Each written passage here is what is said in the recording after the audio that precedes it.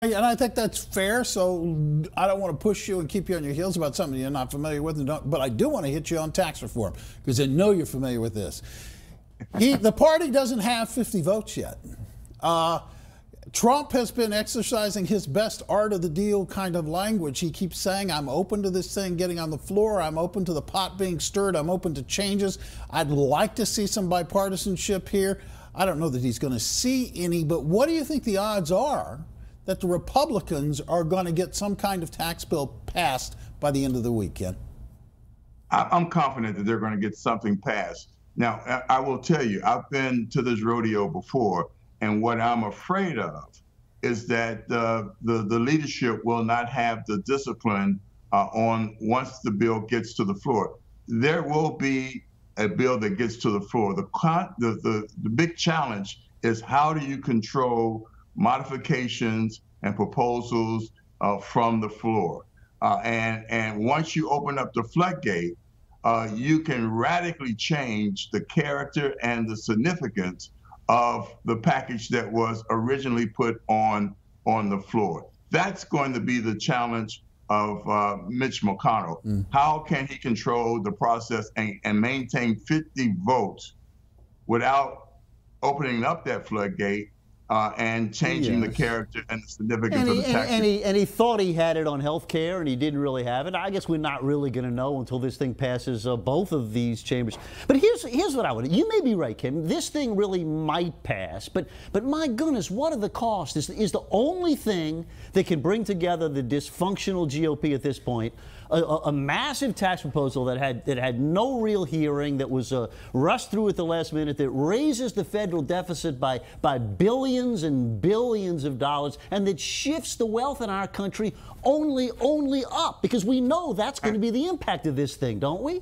No, we don't. As a matter of fact, the numbers say this is a growth-oriented proposal. This president actually understands the nature of capital better than any president that I know. Three bankruptcies, right?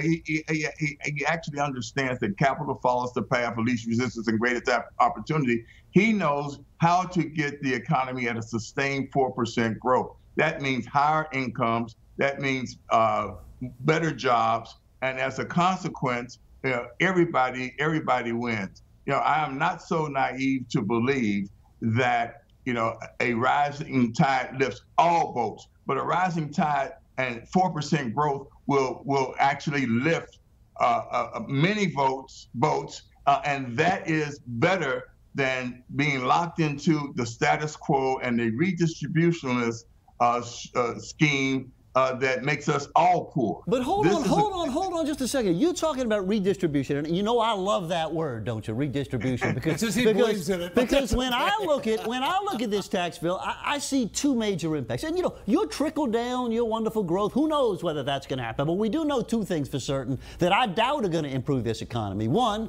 is slapping billions of dollars onto the federal deficit, and another is taking the money in the long run, which these numbers absolutely do, and move it from the middle class up to the people who are at the very, very top. And then I guess we get to pray that maybe some of that money will trickle down to the rest of us. Your static analysis is almost appalling. Well, look at the numbers.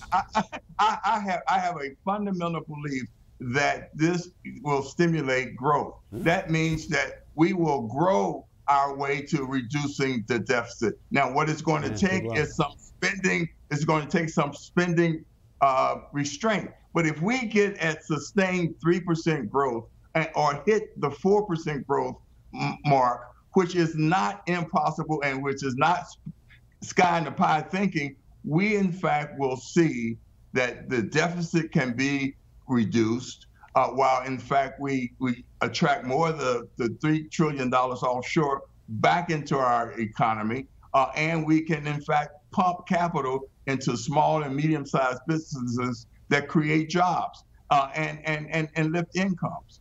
So I have a more optimistic, I'm a Kempian, I have a very optimistic view on what growth can do and will do, but it takes a Congress and a president that is willing and ready to cut taxes and reconfigure our tax code in a way that is more simple, more fair, and in fact, more growth oriented. Yeah, and let me just explain for the viewers who are watching this and wondering about the dispute between the two of you. Ellis is using a static model, and you made a reference to it. You're using a dynamic model in terms of modeling what the impact of these tax cuts will be. The truth is that while I do prefer a dynamic model because I happen to believe it stimulates growth, we don't know exactly what the amount of income will be and if it in fact will offset it, which is why some budget hawks on the Republican side of this don't like it. Ken, I'm out of time.